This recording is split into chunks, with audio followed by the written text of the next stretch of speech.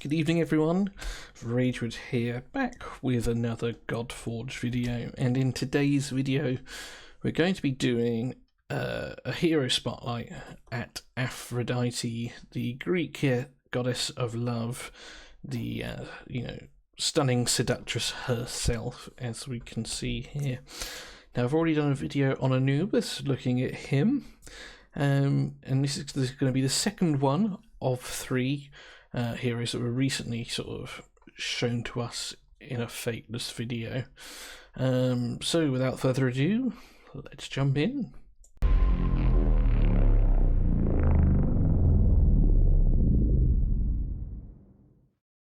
So what I'm going to do, I'm just going to play sort of the initial video from Fateless where they sort of do a little spin around here of Aphrodite, showing her off the visuals. She's got the pink G-string on. So I love the feathers sort of down the outside, that sort of like almost like of a dove, that sort of pure sort of maiden vibe she's giving off. Love the roses in the hair just over here. Oh, she's got a cool staff as well with sort of a mirror on it, so you can spend all day looking at how lovely you are. And yeah, just an overall nice visual. Again, I'm sure we can probably expect some sort of VFX as the game gets finished, maybe some just like doves or love hearts sort of floating all around her, something like that. All lovely. Now we can see here she is of the Olympus faction. Quite obviously she is of the Chaos sort of dominion, if you will, and she is an invoker. Now invoker is an interesting one. It's one of sort of 5 that we've seen, and I believe this to be some sort of support class. Now in previous games that I've played, invoker has been some sort of magecraft hero, which she obviously appears to be, as we'll see from her ability animations. She is of the void or neutral sort of affinity up here, so she's going to be strong against everyone. Better say the invoker we don't have any clarification on, but defenders quite obviously someone to protect heroes. Slayers quite obviously a damage dealer. Brawlers are going to be getting up close and personal. Disruptors I think are CC champions, which only really leave support heroes, but it's just whether they're going to have quote-unquote healers in some sort of healing, or whether they're all going to be classed as an invoker. So as always, we're going to start with the passive ability, and that's going to give us an idea on perhaps where this is going to go. So a passive is Eternal Bonds. So allies under speed up 2 and initiative up 2 gain 20% more incoming healing, turn meter, and will deal 20% more damage from attacks. Now straight away this is bonkers, okay? Like, you can sort of tell she's going to be perhaps giving speed up and initiative up. Gaining more healing is amazing, getting more turn meter is amazing, and just doing more damage, like, there's nothing you hate there.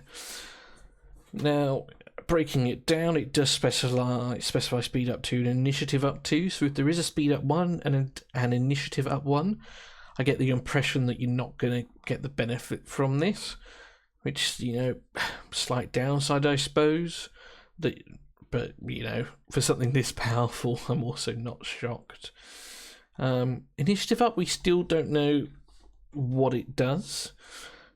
Speed up is turn meter, we would guess. Initiative up, still not sure, but there's another Godforge content creator called Adam who has made a good suggestion on what it could be, so definitely go check out that video right there.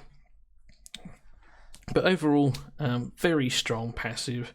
I suppose just to tack on there as well, we also have an accuracy aura, which might also sort of imply she's going to be placing debuffs. So let's go take a look at her basic attacks. Pow. So her basic attack here is called Lover's Duet. You attack an enemy for 300% of her attack, and you increase the turn meter of allies under speed up to and initiative up to by 10%. After attacking, place speed up to for 1 turn on this hero. So this links into the passive that she has here. So obviously somewhere in her kit she's going to be placing these two buffs, which is fantastic, because whoever has these buffs, you're going to boost their turn meter so they can go again, and they're going to be doing more damage. All right, so it just sort of syncs together quite nicely. Now again, something to consider, we've got the word "and" here, so allies under speed and initiative up to. So this implies that if you don't have both of them, you're not going to get the benefit of that increased turn meter, which, you know, is a shame. But do remember, this is pre-alpha, so this could change at some point. It's unlikely at this stage. She seems pretty complete, but something to consider. So she's going to place speed up on herself. So again, going back to the passive, she doesn't have both. She's not going to benefit from the turn meter, but still a very cool basic attack ability. So now let's go look at her core ability. So just some video footage of the core ability here. Now this is from the mobile demo made for Gamescom. And I've sort of already alluded to it just by the shock. I was like, that's a bit of a weird ability. But she is bugged in this footage because she is actually placing or she's casting the skill on the enemy when it should be cast on a friendly hero. But she blows this little kiss, and then Musashi gets this speed up and initiative up down here. So this should obviously be on Leonidas. But there's a quick sort of look at the core ability. As we just saw from the video clip, then she's placing buffs. What are those buffs? Well, we can see you can target any ally, so that's where there was a bit of a bug targeting Musashi. Placing speed up to and initiative up to for 3 turns. She then grants herself an extra turn. So this cooldown of 5 turns here is actually going to be 4 turns realistically.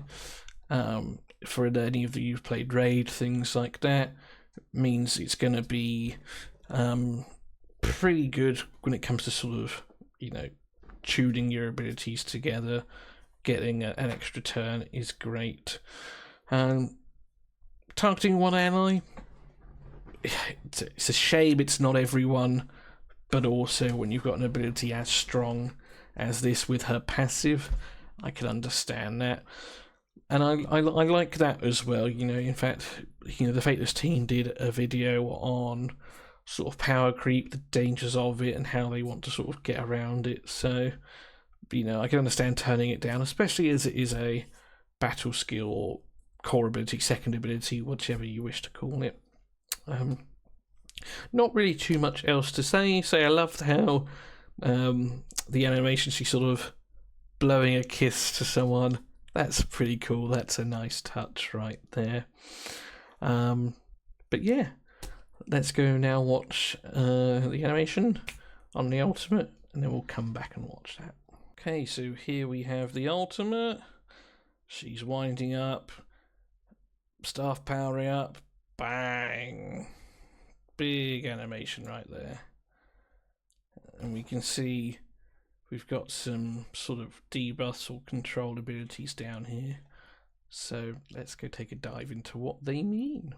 There we are, so the temptation of flesh, and just another sort of cool name. I really love what they're doing there.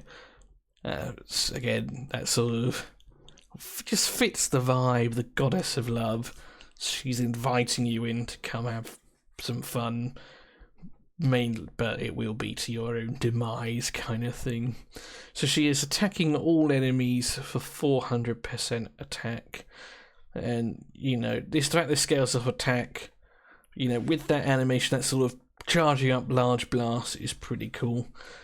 Something else they weren't able to do for the Gamescom demo that we saw there is they were saying that, you know, really for big AoE abilities, they want it like the Anubis, where it's zoomed out and you can witness the explosion across everyone. But I think we got a pretty good idea about she's going to smack right there. Then we've also got sort of quite wordy, but in sort of pink here, we've got a couple of debuffs that we're placing, okay. Oh, I say debuffs, control abilities, probably the better word for it. So she'll place a confuse for 2 turns on enemies whose resistance is equal to or less than this hero's accuracy. And then she will also place a stun for 1 turn on enemies whose resistance is equal to or greater than this hero's accuracy. The stun cannot be resisted. If a confuse or stun disable is resisted or blocked, decrease that enemy's turn meter by 25%, and she gains 50 divinity whenever placing a buff on an ally. Now quickly, this last little bit, I don't know if this should be in with the passive. It's sort of, because that's going to be happening at any time, and the ultimate doesn't place any buffs itself. So I imagine, again, these are just little things they're going to tidy up as they get into the final stages of development. Now, what's interesting is both control ability saying that it is equal to or greater. So if the resistance is equal to your accuracy, then do you place both? You know, that is a question that I have.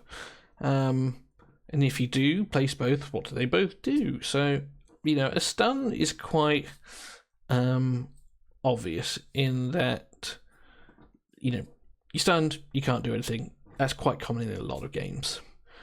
Confuse is something that I've not seen in a gacha game. In fact, the last time I saw Confuse in a game was probably Pokemon Blue, Pokemon Sapphire on the old Game Boy. You know, who used to have one of those? I did. I know I had a Game Boy Advance SP. I had a red flip one. I was definitely the coolest kid out there. So is Confuse like a percentage chance to miss your turn? If you are confused, you know, and you try to use your ultimate and you fail, does your ultimate still go on cooldown? You know, these are things that we all need to consider, and eventually we'll get clarification on. Now, again, another video that they all did, which Adam sort of alluded to and just made me think about, is the elements of RNG and sort of bad RNG. You know, just a flip of the coin, whether a confuse does or doesn't make you lose your turn or whatever. It's kind of lame in a way, because you can't plan for it, I suppose, outside of just having lots and lots of resistance. So it'll be interesting to see how they go around that, and they do discuss that in that video.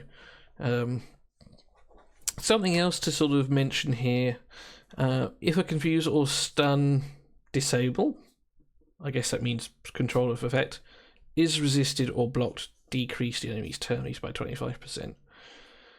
Now the stun says it can't be resisted, so you're never going to get the benefit from that part. The confuse, though, you know, who knows? Now, is this game going to have that sort of random chance that regardless of how high your resistance is or accuracy, there is a small percentage chance you'll fail? That's annoying in all games, but it's quite a standard feature as well, so it can be interesting to know if that's in here too. Again, something else that Adam sort of made me think about, so definitely go check out his video that he does on the leak that we all got, as well as the heroes that were announced in this video. and then gain divinity. Again, we still don't know what divinity is. My guess would be, looking at the Anubis side of things, that divinity is your energy bar to cast your ultimate.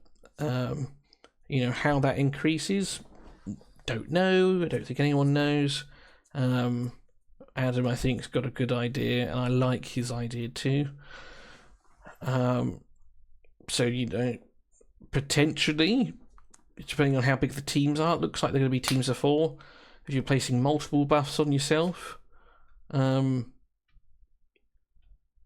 if there's a way of having 2 Aphrodites, for example, placing those 2 buffs, you're going to get that sort of 100 divinity each time. Because it doesn't say when this hero does it.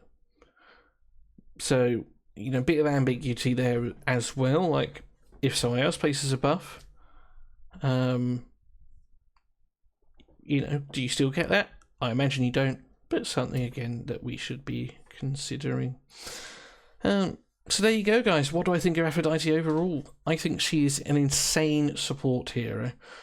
That passive really is the thing that's bonkers. You can place that on your biggest damage dealer, who's likely going to be a glass cannon, and you're going to help keep them alive, but also help them just do their job that they need to do faster. So, a really cool hero in that regard, and certainly one to look out for when you're summoning your scrolls or opening your chests. Again, still don't TBD on what we're going to open to get these guys. So there you are.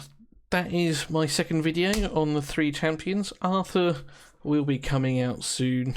That video is going to be slightly different in that we don't really have the animations yet, and so it'd be unfair to show them in sort of like the grey box that we saw.